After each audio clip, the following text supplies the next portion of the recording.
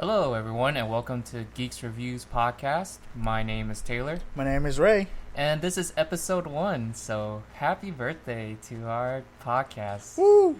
Yeah, we've been discussing about this for at least a year. I say a year. A We've, year. we've been on this for a year.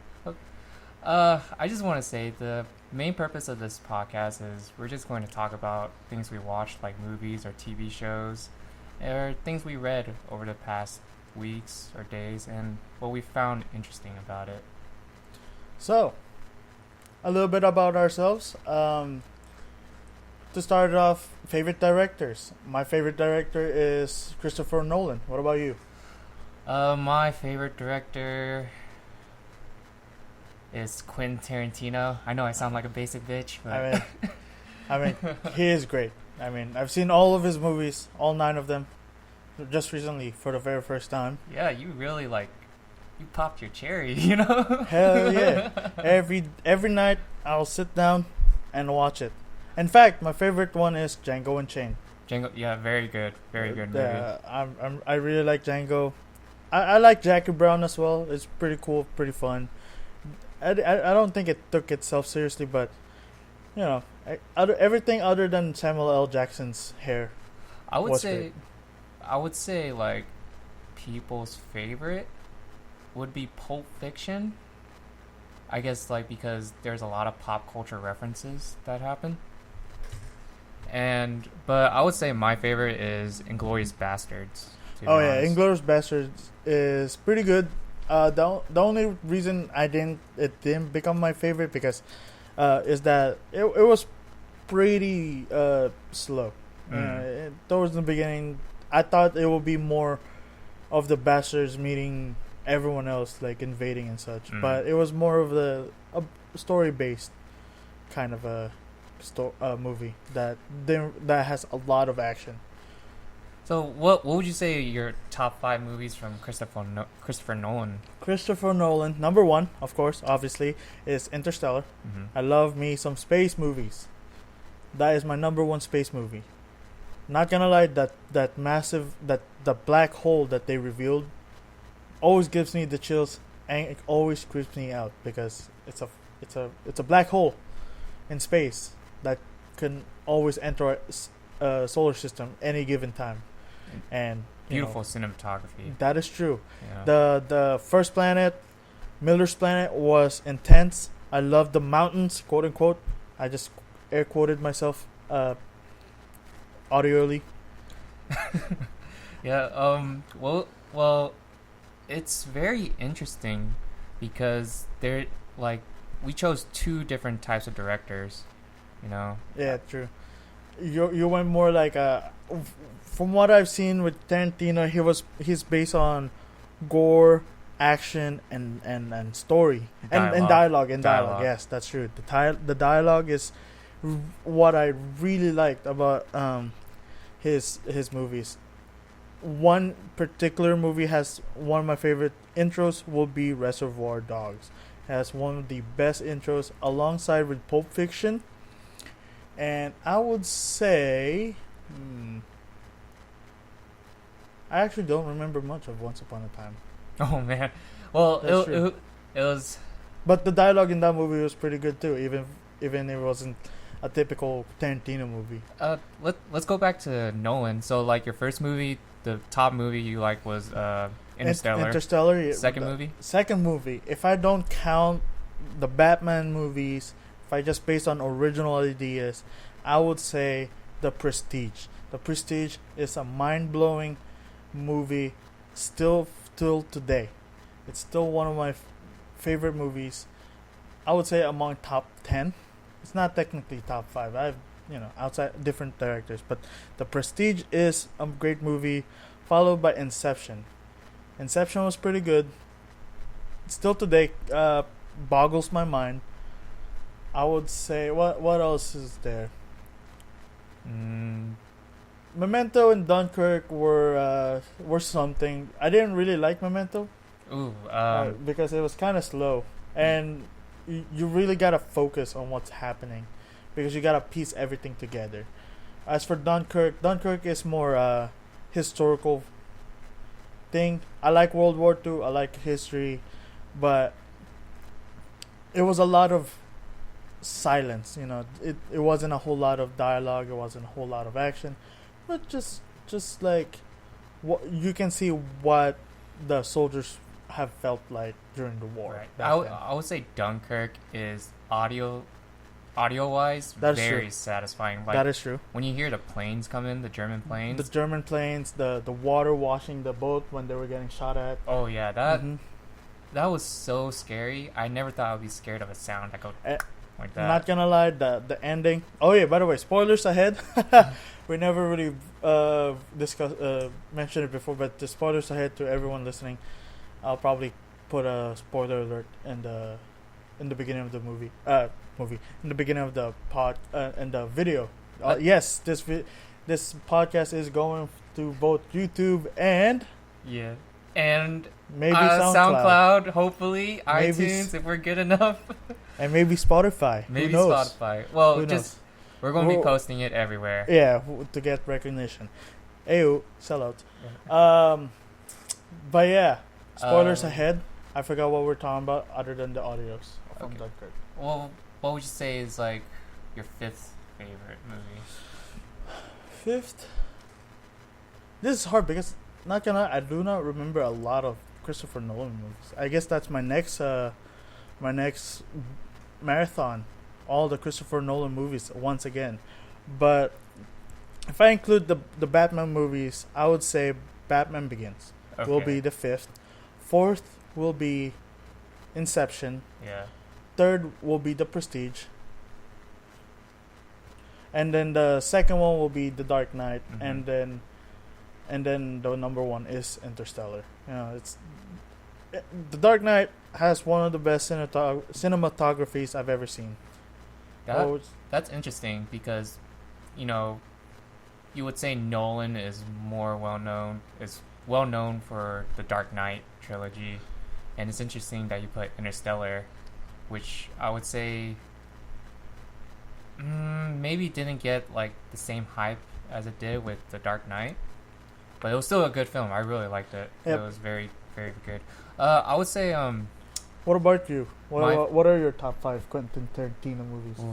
well, I'm I interested said in this. Inglourious Bastards for number one. Yeah, that's true. Pretty Number good movie. 2, Jackie Brown. Hey, I like really that. love that. Like the soundtrack to Jackie Brown. Jackie Brown. was- Everyone performed there. Everything but Samuel L. Jackson's hair is the only thing I really do not like about that movie. Number 3, Kill Bill Volume 1. That is true. Kill Bill is the first one was really good, Yes. especially that one massive fight scene. Oh, I Oh, love when that. she was in the Uma Thurman, when she was in the yellow jumpsuit, like Bruce Lee, that was amazing. That was pretty dope. I like the anime Oh yeah. sequence on it. That was pretty cool. That was pretty dope. Number 4 would be Django Unchained. We already Mm. talked about it. Yeah. Very good Western. That is Number true. 5, I would have to cop out and say Pulp Fiction because Yeah. it Pulp is Fiction. well known, and everybody who's anybody can reference it. You know, I have a problem with Pulp Fiction. You know, What's that? and my problem with Pulp Fiction is the entire Bruce Willis sequence, like his entire story. I forgot his character's name, but his entire his character. Butch. Yeah, I think so too. He's the boxer. Yeah. And I did not like his entire sequence. I found it extremely boring. hmm But Really, even when they got captured in that Yep. sex dungeon, yep, and he almost got hurt. He almost got. He Yeah. got attacked by the gimp. I mean Ving Rhames took one for the team there, but still, yeah. Once that was over, I was so happy we're back with Samuel L. Jackson because one, I've always thought it will be about Samuel L. Jackson's character Ezekiel, right? I don't remember his name, and what's his name? John Travolta's John character. Travolta's character, Yeah. Vegas, I think. I always thought that it will be about them two. I didn't think it will be other characters. So I was like, so when I finally watched it, I was like, I was expecting more Samuel L. Jackson and more Ezekiel, or the Ezekiel line. The Ezekiel speech is one of the best delivery I've ever seen. Well, Hit that and DiCaprio's speech from Django Unchained. That's what made me love that movie. Yeah, well, if you have any hateful comments for Ray, please feel free to leave them in the comments and vent I'll take your it. frustration to him. I'll take it. Well, So that's what. yeah, that's What was it? Inglourious Basterds. Inglourious Bastards, Jackie Brown. Kill Bill Volume 1, Django Unchained, and Pulp Fiction. So what will be the fifth movie? That was 5. No, it's not. Inglourious Basterds, Jackie Brown, Kill Bill, Django Unchained. and Okay. and, I can't Pulp count, Fiction. guys. I my can't God. count, and I'm an engineer. Okay. So the next topic we would like to discuss is what we watched today. I mean, what we Well, watched this past in the few past weeks, few you know, weeks. since this is our very first podcast, we can't really go just last week, and Well, for me, I've seen I've watched The Boys, Amazon's The Boys. Great movie about it's not even a movie. It's a TV show. It's a original Amazon original. It's about a excuse me, a team of evil superheroes. Like you have an evil Superman and such, evil Flash, evil Aquaman, evil Wonder Woman, but they're not inherently evil. They're like celebrities, They act all nice and stuff on the outside, but on the inside, you don't really know if you're part of the public. They are as human as you can get. Yes, basically. with many powers, many faults, and flaws and problems. yeah. How about you? What have you seen recently? Well, I would like to say, like, ask some things about The Boys. So, do you find it? I don't know. Do you think this is the next trend superheroes will take? Like, since Marvel kind of took over the comic book style with movies, do you think, like, now other people are going to make these superheroes, quote superheroes, more human and, I guess more relatable in a way? Actually, The Boys is a comic book. The Boys is a comic book. I found that out after I watched the show. I looked up The Boys, and I found out that The Boys is written by Garth Ennis. And I was surprised that it was a comic book until and I thought for myself that was a pretty interesting take on Superman, because Superman is always seen as the hope for humanity. But in here he's like man an of asshole, tomorrow. right? Yeah, He's an asshole. he's an asshole who uses powers for self gain. Oh, As for approaches, I've read an article recently about how, or I've seen an article. I didn't really read through it. I just skimmed through it about how people are more inclined to see an evil version of Superman, because, like I said earlier, Superman is a man of hope, and he's just like the perfect superhero. Barely any flaws. Has one main weakness that he always overcomes and such. Now people twist it a little bit, and we now have Homelander, which is The Boys' Superman, and as for now, we don't have we don't have anything about his weakness. We just know that he has most of Superman's powers. Mm-hmm. And recently there was also Brightburn by James Gunn.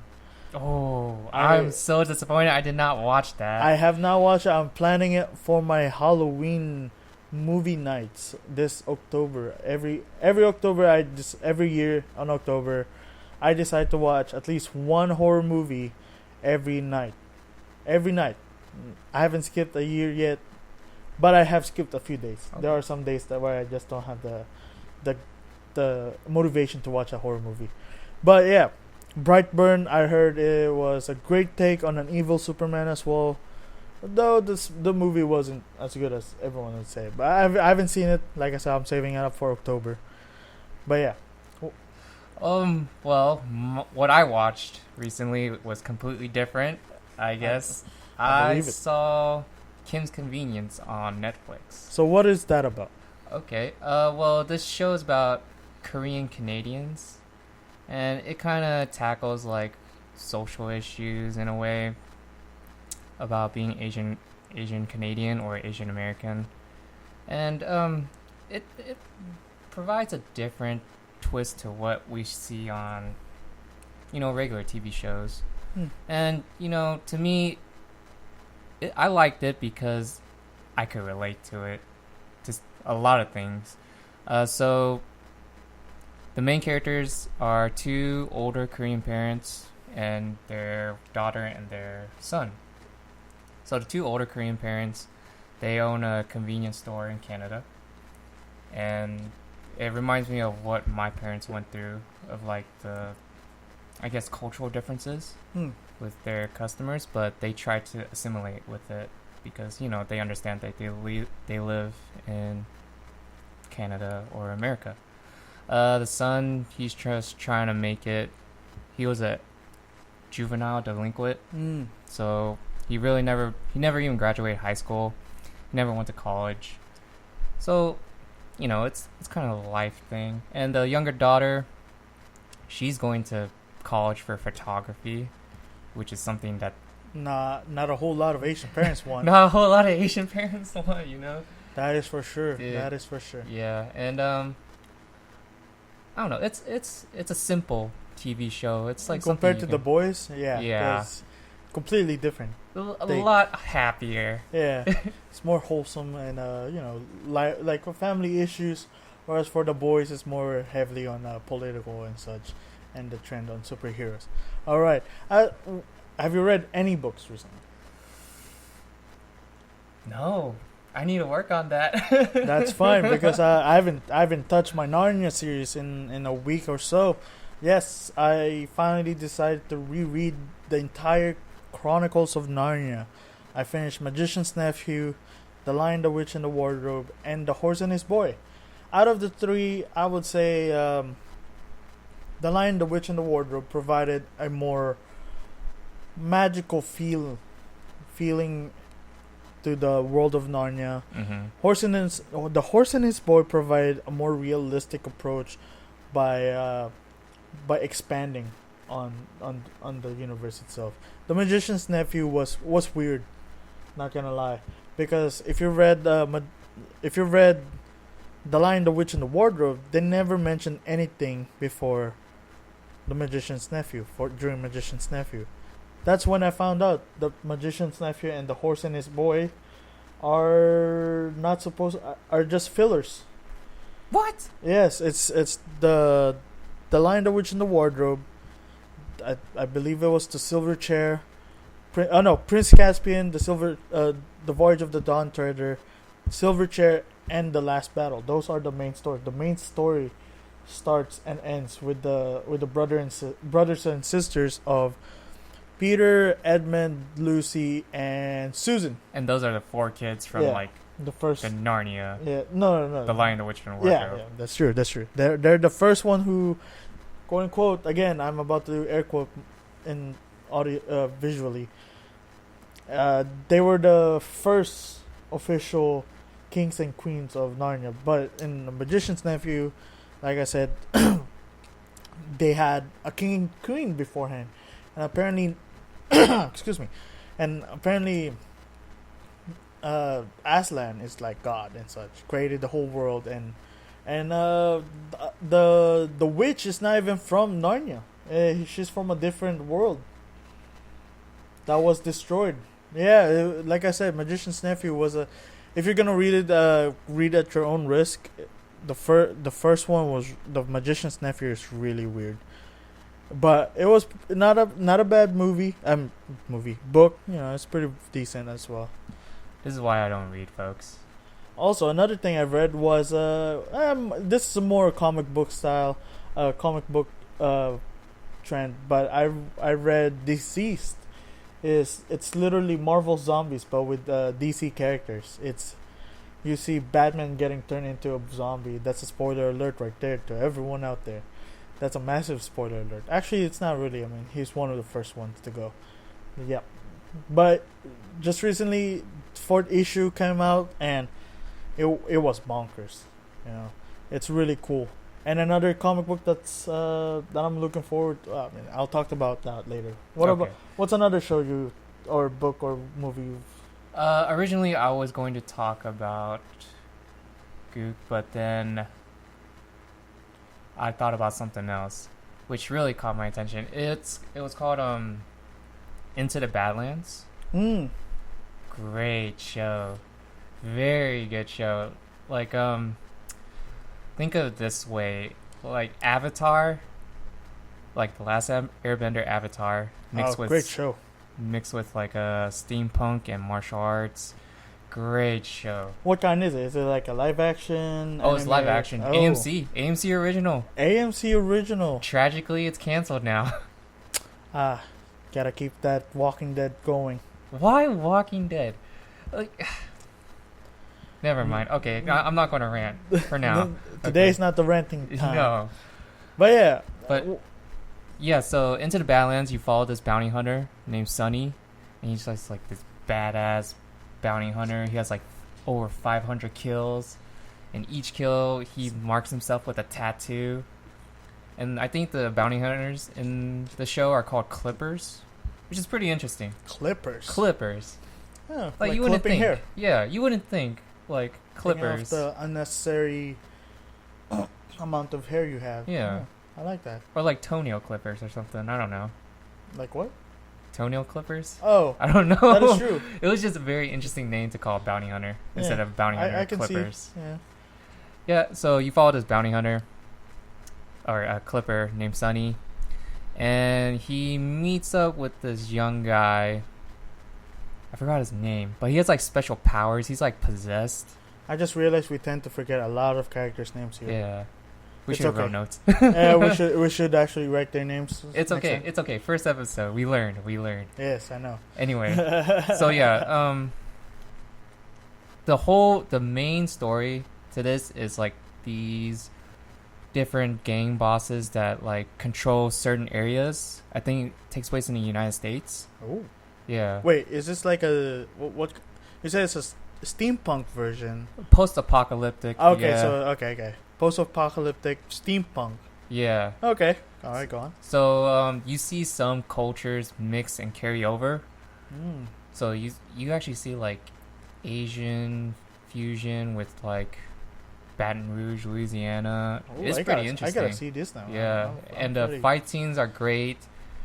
Characters are great, and I really recommend it.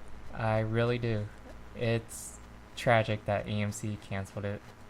Very tragic. Well, like I said earlier, you gotta get the Walking Dead.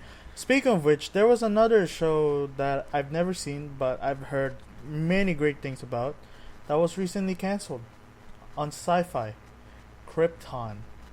It's a prequel show about Krypton, Superman's homeworld. I heard of this. Yeah, I think I saw a part of one. I've never heard. I've only seen one shot of the main guy popping his fist like how Mark Henry Henry Cavill. Mark Henry is the world's strongest man in WWE. Henry Cavill. That's a callback. That's a reference. I know. It was the same posture, it was the same movement from Mission Impossible Fallout. Yeah. In the bathroom scene. That was one of the best fights I've ever seen. I know what you're talking about, yeah. Yeah. That was, like, the pumping. Apparently he also referenced one of the other Superman in season 1. This was in season 2, that's why. In season 1 he referenced George Reeve, the first live action Superman. But George Reeve? I thought it was Christopher Reeves. no. George Reeve is the first one. Mm-hmm. Black and white, 1950s. Oh. Christopher Reeves is the 1970s. Superman. Are they related? No, they're not. What the heck? Christopher has an S on his last name. Oh. George does not have an S. So it's George Reeve and Christopher Reeves. Was George Reeves the guy that got shot? Good question. All I know, there's a Superman curse. There is, huh? Yep. There is. Luckily, we still have Brandon Routh, who is returning to be Superman in this year's Arrowverse crossover. We also have Kingdom Come, right? Yes, sir. Kingdom Come Superman. So oldie. If only we had Christopher Reeves, he could be the OG Kingdom Come Superman. As for we also have Tom Welling doing well in Lucifer. Still not dead, unlike May They Rest Their Souls. And who else? Clancy Brown? No, wait, no, he's Lex Luthor. Never mind. Was who was the guy that played Batman in the anime series? Kevin Conroy. Is he doing something? Yes, I heard he is. something. Yes, he is Batman in the crossover Crisis on Infinite Earths. Wow. He is actually officially gonna be making his debut in live action Batman series. Dang. Speaking of Batman, what's that guy from Game of Thrones? Ian Glenn. I don't really know how to pronounce Sir it. Friendzone. Yes, sir. Sir Friendzone. Sir Jorah. Sir Jorah Friendzone. Sir Jorah the Friendzone is now Batman as well in Titans, which is a great show, to be honest. I've seen it. It was great. Well, let's stop with the TV shows. Let's go on to the movies. What do you think of Once Upon a Time in Hollywood? Wow. I would say it's very different. I appreciate it different. Totally is. Yes. You know, I appreciate it. It was more dialogue, huh? It was more. It was more nothing to do with the main story. Yeah, it was just a typical living life as an actor in the 1960s. You know, you have acid trips, you have hippie girls, and you have the cheesy, cliche 60s shows. It's weird because it wasn't really part of the main story. But it's still story? Well, like you would say, like it's about the Mansons, the Manson murders. You know, Charlie Manson. Oh, yeah. Okay. Yeah, that's how it was loosely based off of. Oh, okay. But that was happening in the background. But what Leonardo DiCaprio and Brad Pitt go through, it's still a story. Yeah. But it's not really. It's so confusing. I never knew that. I thought it was just a simple life of an actor in the 60s. No. Yeah. No, it's loosely based off of what happened to Sharon Tate, who Margot Robbie plays. Yeah. So which confused me completely because I was like, is she for real? That's her? Then that's when I found out that she was Sharon Tate. She was playing Sharon Tate. Very beautiful. Yeah, I've never heard of her, but yeah, same here. That was the first time I've heard of her name. Yeah. In that movie, and I remember reading a bunch of articles about Sharon Tate because a lot of fans were like, "Oh, perfect casting and such, what yada yada yada." Yeah. And when I was watching, I was just like, "Cool." Like I liked how some people complained that like Margot Robbie wasn't really part of the movie. But not gonna, I would say the same thing. I mean, she was mostly in the background, and then there's that one weird segment where she went to the movie theaters to watch a movie of herself. Mm-hmm. That was pretty weird to me. Like I said, I'm not really that knowledgeable about the 60s Hollywood. But I would say every time Margot Robbie came on screen, she was always beautiful. I mean, it's Margot Robbie. I know, but like the way she like acted, the way she listened to music, the way she like went on with her daily life, the way she was like interacting with other people, it showed how beautiful of a person, like physically and like inside, you know. She had a very kind spirit, and it just makes it even more tragic. It's already tragic as it is, you know, getting murdered in your house. with like by some psychos, that's already a tragedy in itself. But it's even a more of a tragedy knowing what happened to her. Such like a beautiful person like her. What happened to her? Oh, she got killed? Yeah, she got murdered. Oh, I never knew that. Yeah.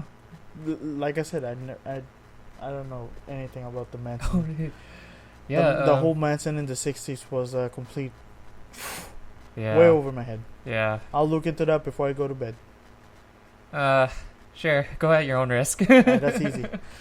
If I can watch horror movies at night this past 2 years, I can read some creepy stuff before bed. But okay, going back to the movie in general, it was very good.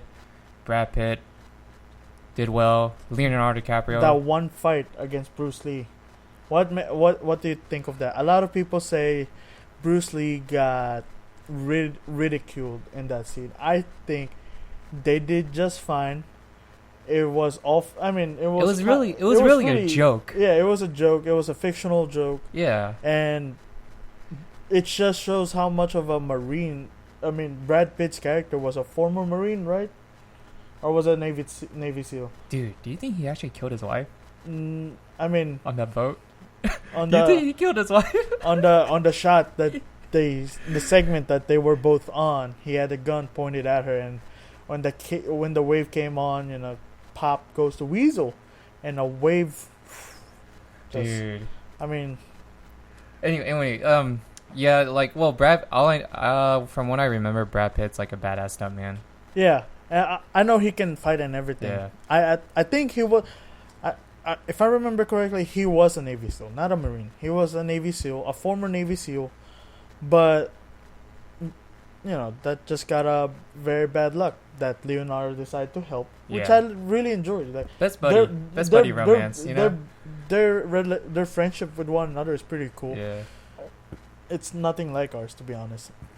Oh, that actually makes me sad. But I mean, he is a stuntman. But that was pretty cool. I like that little insight into some actors' lives and the stuntman and such. Back to the Bruce Lee thing. I just want to say, I'm not saying that Bruce Lee can beat up everyone. I mean, he can fight. He can fight, but he can't beat up everyone. But Chuck Norris lost him. Let's be honest. To say that Quentin Tarantino doesn't respect Bruce Lee is totally not true, because if you look back at Kill Bill Volume 1 and Volume 2, there were a lot of references, a lot of great references. Mm-hmm. Most known as like the yellow jumpsuit that Uma Thurman wears. That is true. That's badass. I never made that connection, to be honest. Dude. Just now. And also in Volume 2, when Uma Thurman was buried into that Oh yeah, the 1-inch punch. Yeah, the 1-inch punch. That's Bruce Lee thing. That's a Bruce Lee thing. I that one I knew. That one I made the connection. That was a 1-inch punch, and I was really excited about that because that was a pretty cool little training sequence. And the fights with the old guy, I don't remember his name. And the fight scenes, you could say, there's some other martial arts references, but Tarantino respects Bruce Lee. And besides, Bruce Lee is super light compared to Brad Pitt, who, his character is buff. Bruce Lee was 130 pounds. Yeah, he could toss him. Yeah. He could literally toss him easily. And I hope, if you really want to know who Bruce Lee is, go watch Game of Death. No, don't watch Game of Death, actually. That's the last one you want to watch because it was unfinished. But go watch Fist of Fury. Go watch Enter the Dragon, Return of the Dragon, Big Boss. Go watch his interviews about, what he thinks martial arts is. That's Bruce Lee. Oh. And so, a 2-minute joke in a Tarantino film is not going to change how I remember Bruce Lee. If anyone thinks that's a joke, I thought that was a great fight. Brute strength versus, what was it? An acrobat in some sort. Martial arts. Yeah, martial arts versus brute strength. Well, I would say both of them may have known martial arts, but Tarantino's not known for his fight scenes. Yeah. As much as I like Kill Bill. Kill Bill 1, yeah. No, even that was cheesy. But it was a good cheesy. I was supposed to say, it's pretty gory, cheesy, fight scene. But, don't get upset over this. It's just a joke. Oh, yeah. It's just a joke.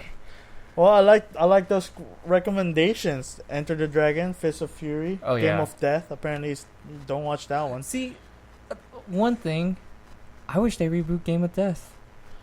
That would be amazing. Cause I mean, the guy who played Bruce Lee looks Mike Mo. Yeah, looks like Bruce Lee. Yeah. I'm like, could be more shredded, but okay. Yeah, true.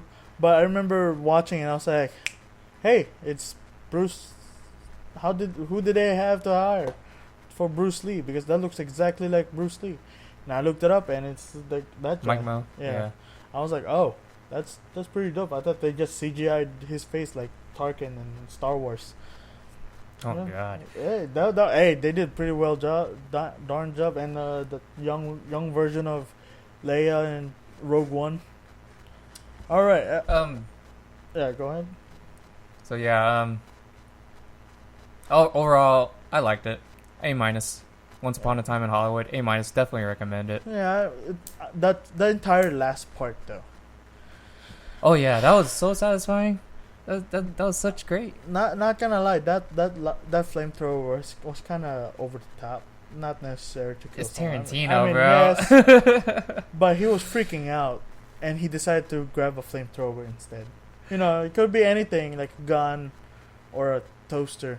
Nah, fuck it. But he went straight to a flamethrower. Like it was like a gun is a level 1. You know, it's a pretty easy, pretty simple weapon. Toaster will be something to make fun of. You know, oh, he threw the toaster in the water, ha ha ha. But a flamethrower is level 100. It's like he just skipped all those steps just to get to a flamethrower, and I'm surprised he kept the flamethrower. Who wouldn't keep a flamethrower? that is true. If you're probably trained for the flamethrower, you might as well keep the flamethrower. That was true. That flamethrower was that entire last sequence was hilarious. Do we have something less hot? Can we do something about the heat? It's a flamethrower. Like, oh yeah. that was funny. Oh my god. All right, so we have the recommendations of Enter the Dragon, Game of Death, and Return of the Dragon. Now, a little bit off the side when it comes to suggestions, I am gonna recommend Deceased. Like I said earlier, Marvel Zombies, but with DC characters, and it's pretty much because of Cyborg and Darkseid. Even Darkseid turned into a zombie. Big guy, Thanos level, maybe a little bit stronger than Thanos. Became a zombie. Went crazy, became a zombie. Transported, Cyborg got transported back to Earth, and then boom, everyone's infected. Heroes, Green Lantern's dead. Obviously. I mean, he looked at his phone. Yeah, if once you look at your phone, you're a zombie because it's a techno-organic virus. That's how great it is. Superman. It's Superman. Wonder Woman is still alive, as far as we know. But most of the big guys are dead. The Flash is surprisingly still alive. Well, you can't even catch him.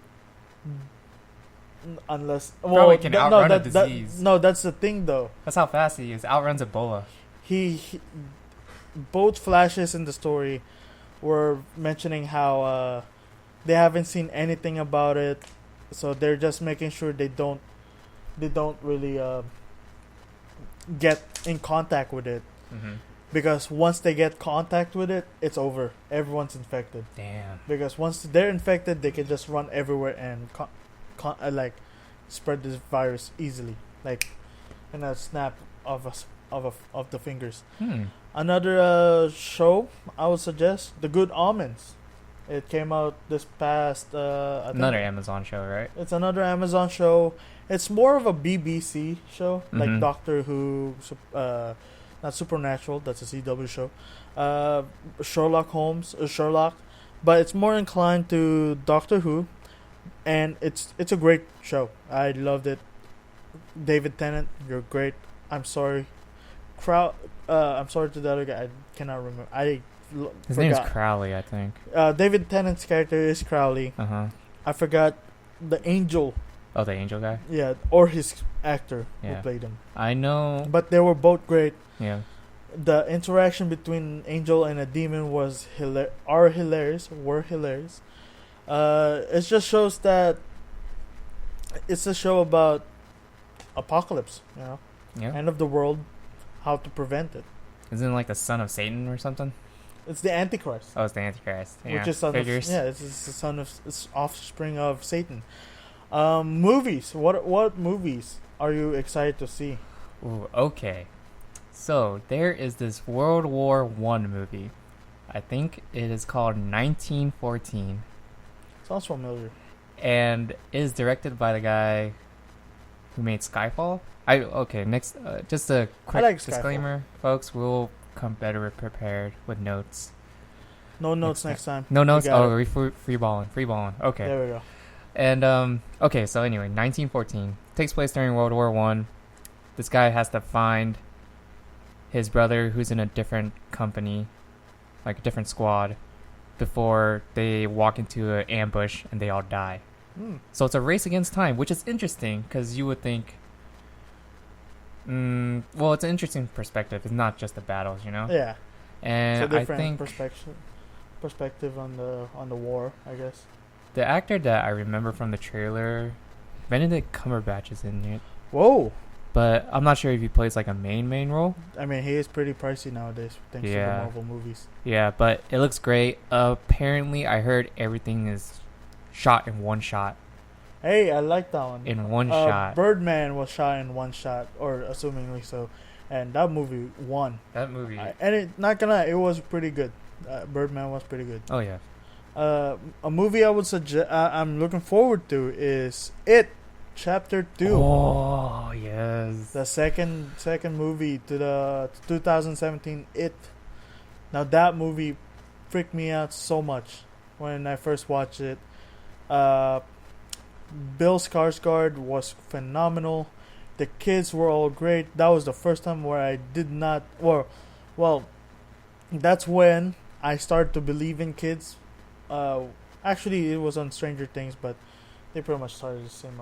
Yeah, one of the kids is from. Yeah. Oh yeah, it was 2016 was Stranger Things. Yeah. But yeah, 2016 with Stranger Things was the year where I actually started to have some faith in child actors. But with it provided a very solid role for the kids, and I actually loved their performances in that one. And I thought, man, Well, they could actually sell, like they have a bright future for ahead of themselves. Except I saw recently there's a movie with Beverly on it. I mean, the actress who played Beverly, which I was surprised that there was a thing. Who's Beverly? The redhead chick. The redhead chick from Stranger Things? No, in It. It? Yeah, the one with the Oh. bloody bathroom. Right. Yeah, she had a movie. I don't remember what it's called. I'll probably put it wasn't up. it was some It was a detective thing. I have no idea, to be honest. I just Uh-huh. saw it on their website.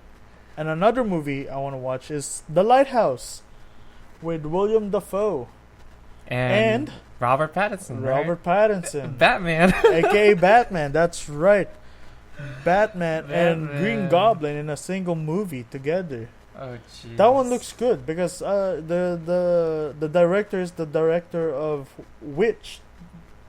Have you seen that one? I've seen Witch. Some parts were creepy. Which was weird. I never got creeped out by it, but it was definitely a thriller for me. I was expecting actual witches.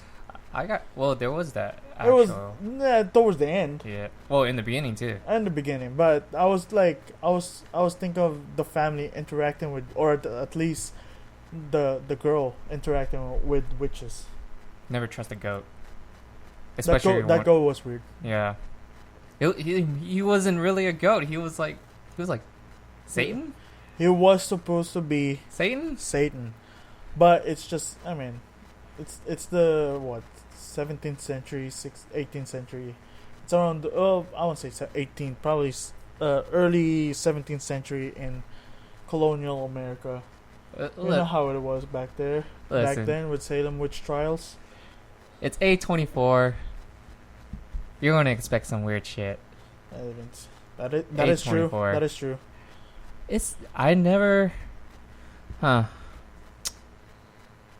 I've been trying to get into A24, but I don't know. Maybe their movies are just too weird for me.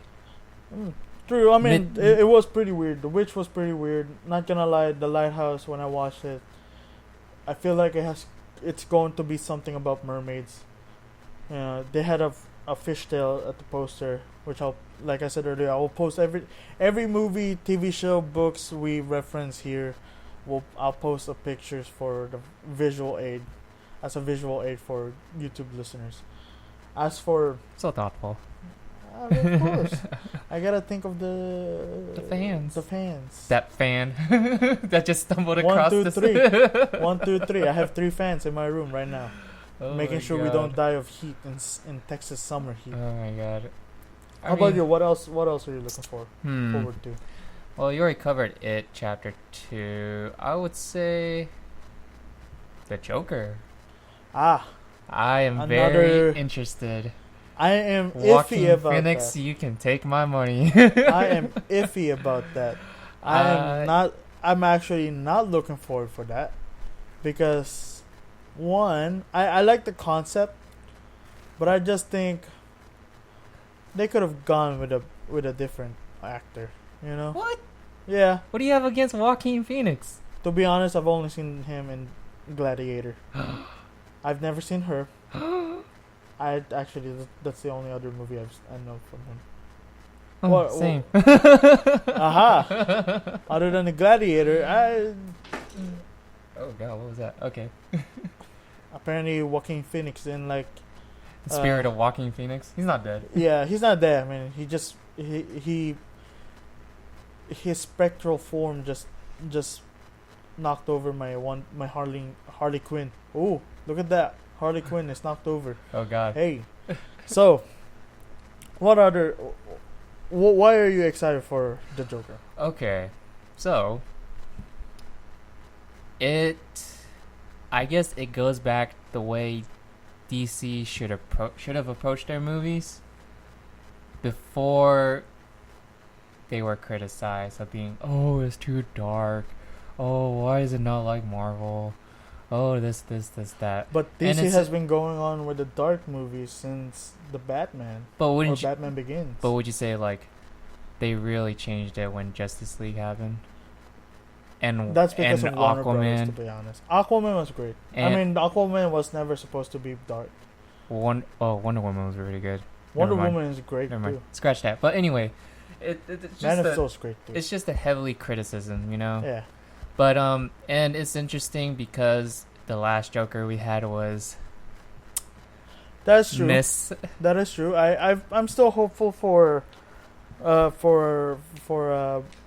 Jared Leto. Leto, whatever. Jared Leto, I don't know. Damaged. I don't know. God. Jared Leto. Yeah, he needs to work on his laugh and such. Oh God. I didn't really like the tattoos and such. I mean, the face tattoo at least. Other than that, he has a okay design. Like, it's a very, very unique design. I like. What I don't like about Joaquin Phoenix's Joker movie is that Joker doesn't need a solo movie. That's the best thing about the Joker. You don't know who he is. See, I think in that movie they're going to talk about that, but but they're giving us his origin movie. That's the thing. I don't know. I feel like they got something up their sleeve. That is true. You know. I mean, I'll watch it, but I'm not hyped for it or anything. Even though I'm a huge DC fan. I am very hyped for it, and I'm not a huge DC fan. So there you go. Well, there you have it. We're almost out of time. Any final words before we close out this episode? So I just want to say thank you to whoever found this podcast interesting enough to listen to the whole thing. We will be uploading every 2 weeks. For now. Since it's the beginning, we're just trying to work out some things, but I promise, well, we both promise that. He promised. Oh, okay. Well, we both promise that we're going to stay consistent with the show and bring you great content and improve every time.